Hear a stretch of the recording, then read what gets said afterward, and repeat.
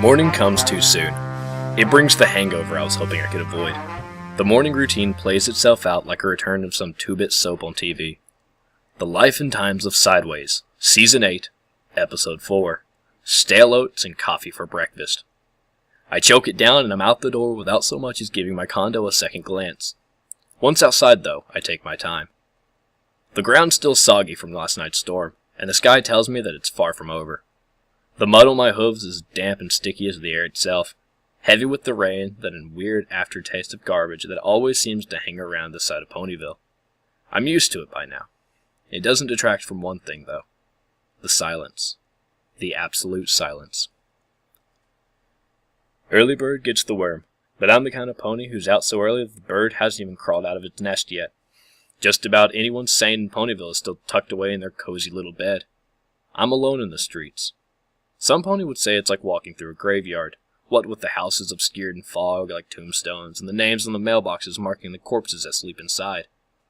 These ponies clearly haven't been to the Ponyville mortuary before. It's inconspicuous enough.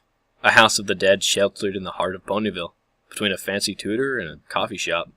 The door creaks open with a soft whine that's becoming customary to greeting between the two of us. I've been here one too many times in the morning, just to talk with Doc. He's even worse at sleeping than I am.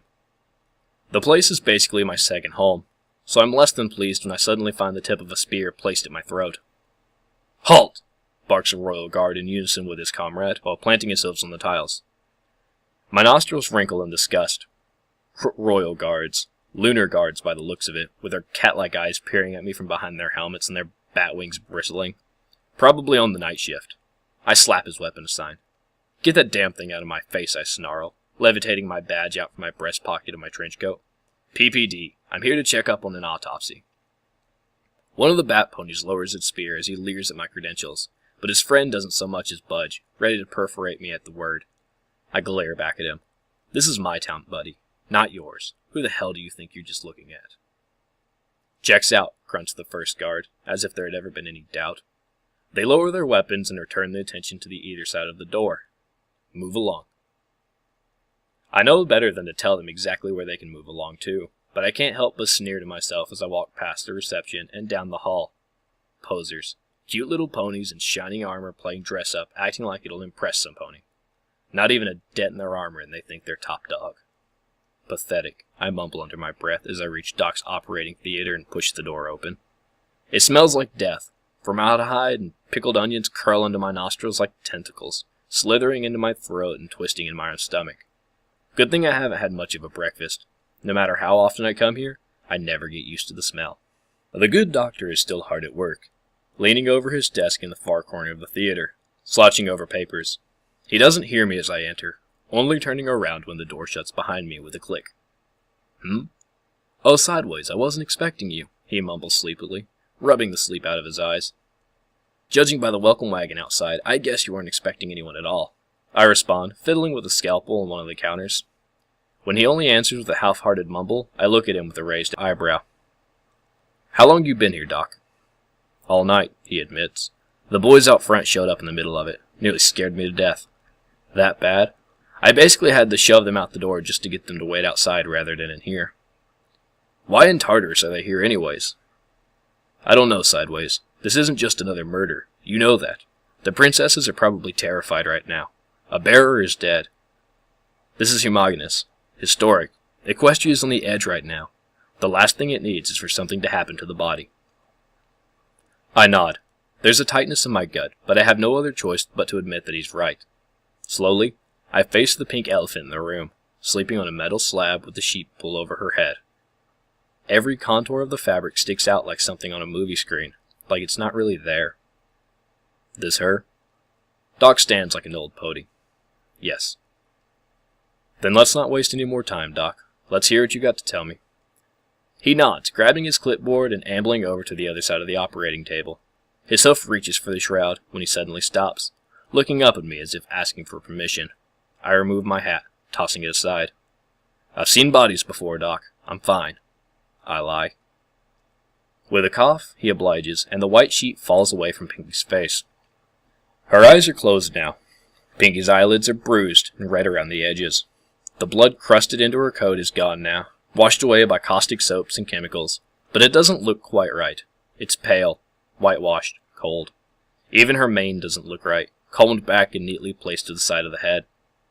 The doctor coughs again and looks down at the clipboard in his hooves. It was bad, he says simply. Bad is an understatement. Gashes cover her body like Tartarus's tally marks, a tick for each crime. The fur has been shaved around the wounds, leaving black and blue scars on white flesh, vulgar and violent. I force myself to keep down my oaths as the doctor continues. It's not Pinkie Pie anymore. It's just a body. 8 lacerations in total, and the cut width tells me it was all probably done with the same tool, our murder weapon. Any luck on that? Not yet. You're looking for a knife, fairly standard edge, maybe a kitchen knife. I jot down the comment in my notebook and circle it. I look up at the doctor as pointing at different spots on her body. 3 lacerations on her front left, 2 on her hind left, then 2 here at the base of the neck. He illustrates, lifting her head off the table. Deep stab wounds, around 15 centimeters long, tapering. The one on the left was into muscle. The one on the right was fatal, severed the spine, but all of them were very messy.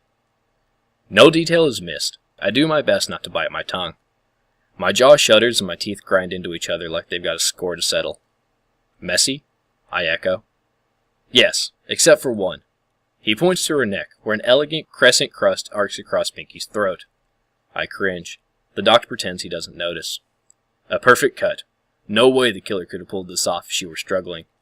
Either way, it kept her from screaming for help. She must have been snuck up on. That, or she knew the killer, I say grimly, snapping my notebook shut. The doc chuckles in disbelief.